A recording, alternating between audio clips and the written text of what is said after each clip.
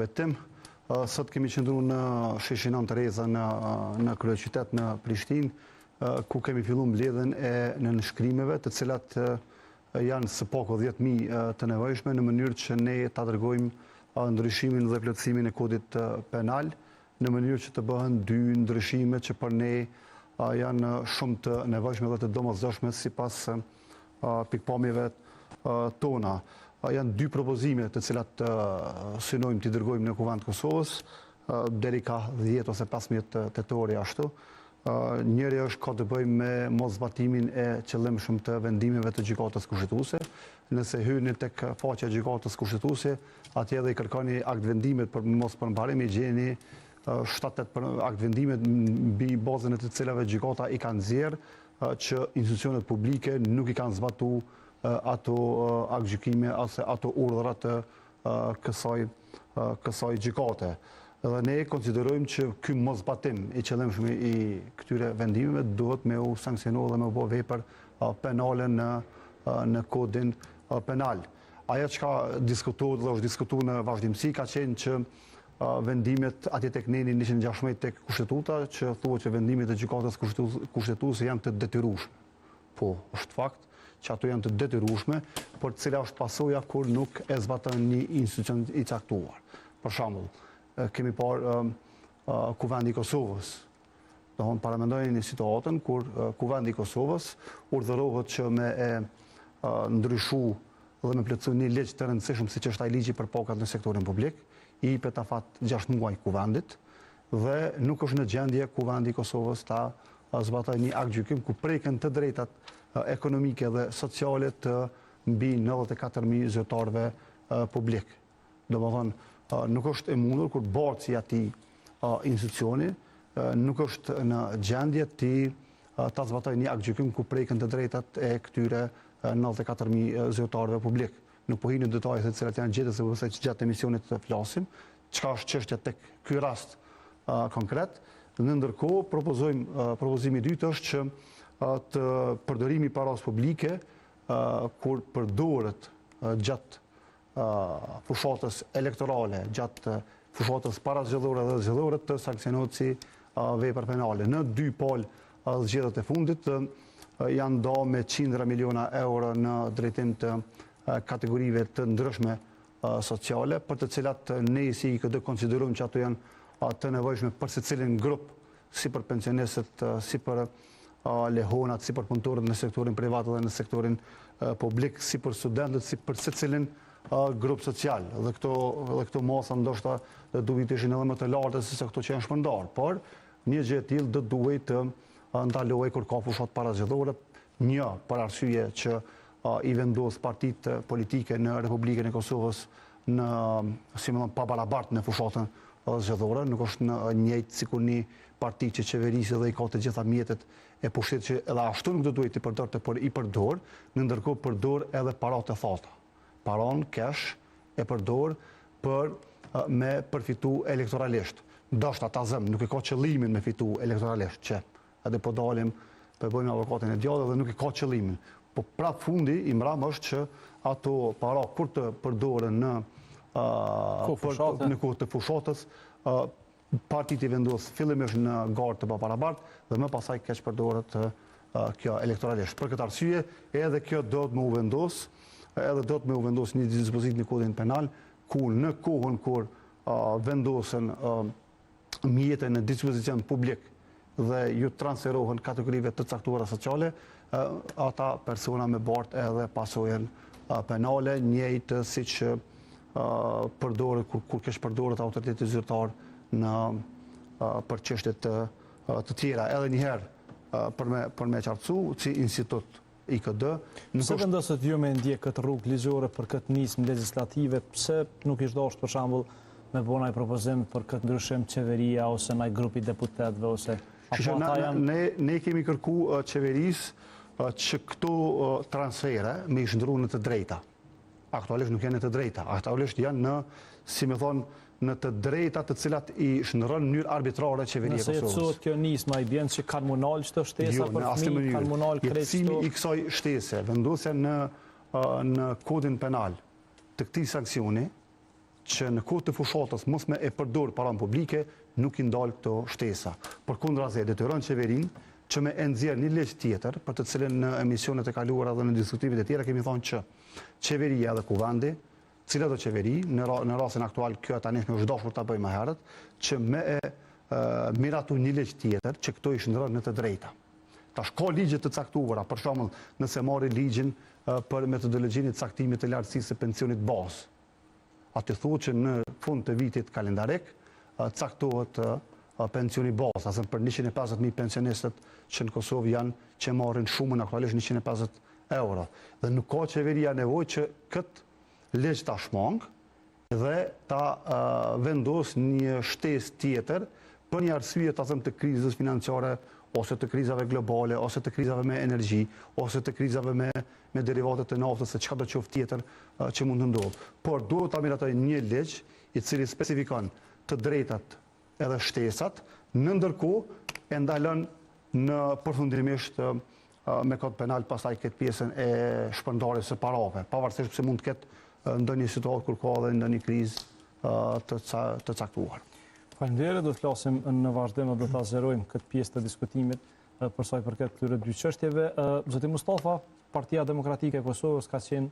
vazhdimisht e ashpër ndaj mënyrës se si janë marrë vendimet për ndarjen e mjeteve bugjetore, pra mjeteve publike në prag të zgjedhjeve.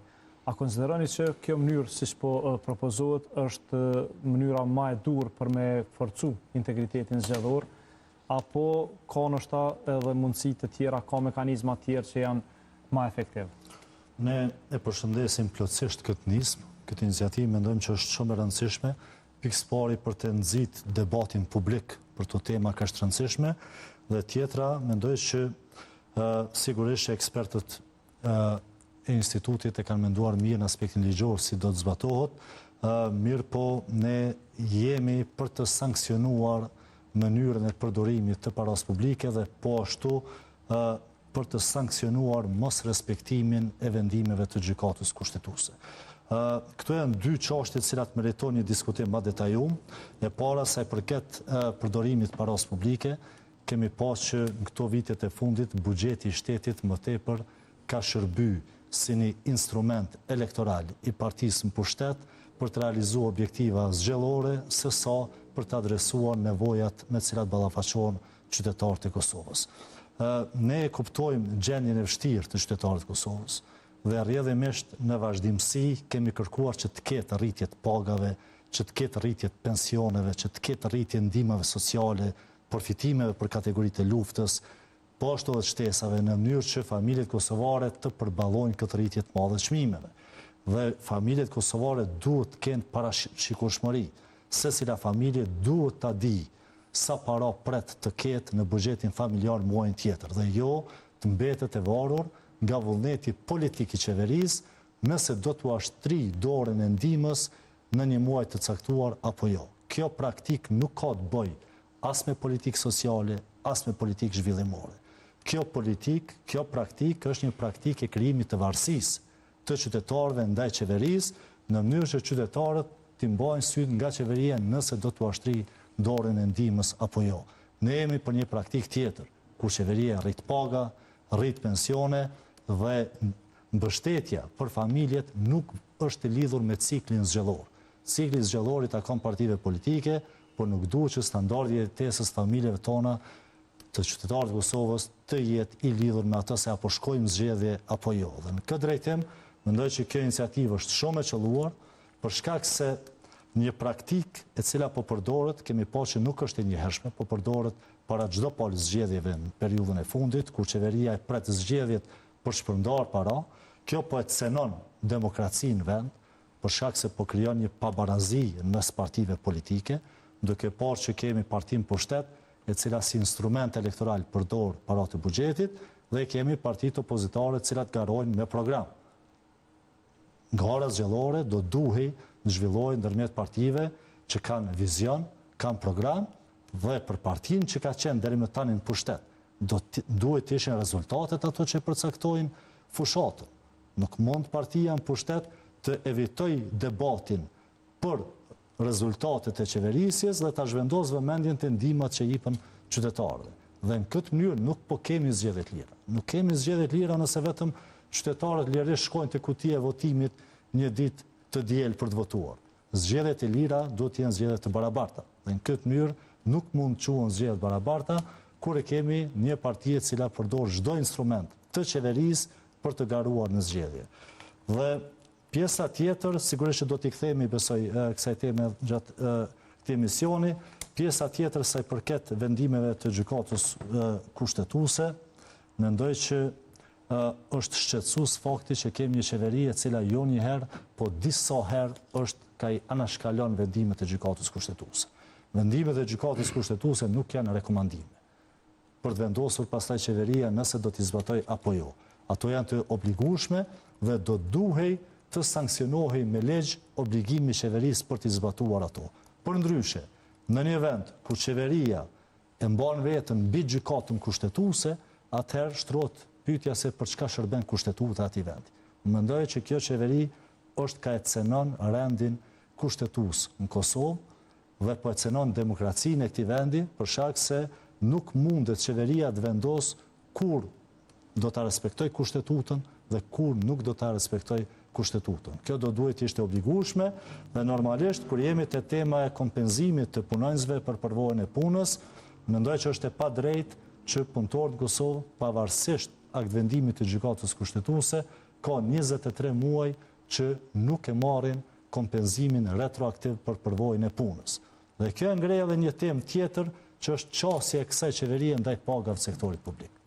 Ne kemi kërkuar në vazhdimsi rritje të pagave në sektorin publik, por kemi parë që me ligjin e pagave është manipuluar me opinionin në njërin anë duke paraqitur një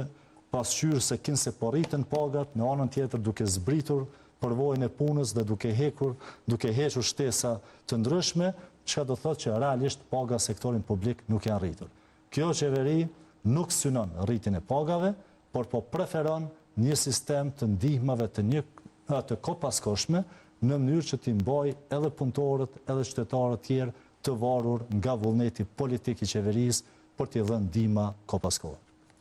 Faleminderit shumë, zoti Baraktari, a pajtoheni që këto dy iniciativa, këto dy raste të cilat janë iniciativa për të ndryshuar kodi penal, për të kriminalizuar, kanë mangësi në kuadrin ligjor aktual, apo vlerësoni që problemi është më shumë te zbatimi i ligjit e jo te kuadri ligjor aktual? Fillimisht do të thënë që nisma është në pajtim me kushtetutën, në 79 përcakton një mundësi të tillë, sikur që edhe ligji për nisma legjislative. Sa i përket çështjeve e para, sikur të ishim një vend dhe shtet normal, me funksionim demokratik dhe të rregullt. Në këto vende, çështja e zbatimit ose jo të vendimeve të gjykatës kushtetuese nuk është temë. Për faktin se në rast se i referohemi vendeve të Evropës, thuajse asnjëra prej tyre nuk e ka të sankcionuar këtë dispozit përkatësisht mos zbatimin e vendimeve të gjykatës kushtetuese, sepse ajo është test i nivelit të demokracisë në vendin në fjalë. Në nivel të vendeve të rajonit, me sa kam në dieni, e ka vetëm Bosna dhe Hercegovina, ndërsa në Mesadinë, Macedoni ka disa tentativa në lidhje me këtë çështje. Sa i përket elementit ose çështjes së zbatimit, përkatësisht mos zbatimit të vendimeve të gjykatës, natyrisht besoj që aspekti aktual i funksionimit të institucioneve e ka bërë dhe e bën të nevojshëm dhe të domosdoshëm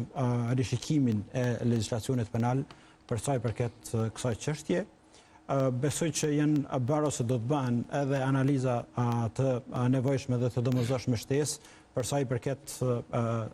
me theks veçantë kësaj çështje, se ku dhe si duhet përfshihet në kuadër të dispozitave. Besoj që mbase neni 394 i kodit penal që flet ekskluzivisht për mosbatimin e vendimeve të gjykatave, qoftë një nën shtesë ose eventualisht me një paragraf në kuadër të këtij neni, do tjetë jo pak sfiduese edhe me theks veçantë bazuar në diskursin që kemi këto kohë të fundit, sepse dëshëm pa vullnetin politik të subjektit politik që aktualisht është më i madh në vend, nismat e tilla nuk rezultojnë të suksesshme, mirë po megjithatë është një hap fillestar jashtëzakonisht i mirë që besoj që do të shoqërohet edhe me debata dhe diskutime në vazhdim të kësaj iniciative. Ndërsa sa i përket po ashtu vlen theksohet që edhe në referencë të nenit 116 të Kushtetutës, domethënë është shumë e qartë që vendimet e gjykatës kushtetuese janë të detyrueshme për me u zbatu. Mirë po fakti që aktualisht nuk ka sankcion të drejt për drejt për sa i përket çështjes së moszbatimit, në instancë fundit në jo pak raste ka rezultuar që jo është në base edhe në diskrecion në vullnet qoftë palëve që u adresohet, prandaj vlerësoj që është mirë që të rishikohet, pavarësisht që në bindjen time duhet analizuar me bukur kujdes situata të tilla. Ndërsa sa i përket nismës së dytë, natyrisht që është po ashtu e nevojshme, është domosdoshme për faktin se në këto kohët e fundit me theks veçantë kemi parë shpërndarjen e paras publike, madje në jo pak raste në bindjen time edhe në kundërshtim me vetë dispozitat e ligjit përkatës për buxhetin, duke bërë ndarje edhe jashtë ose lëvizje nga një kategori në kategorinë tjetër për faktin se të njëjtat nuk kanë qenë të planifikume, mbase edhe për faktin që ka pas zgjedhje që nuk kanë qenë të planifikume në kuadër të ligjit përkatës të buxhetit. Dhe në këtë drejtim, fakti që këto kohët e fundit kemi një ligj të buxhetit i cili i jep diskrecion bukur të madh qoftë Ministrisë së Financave, qoftë qeverisë në instancë fundit, pastaj ka dhënë mundësinë që të shfrytëzohen parat publike në drejtim të përfitimit të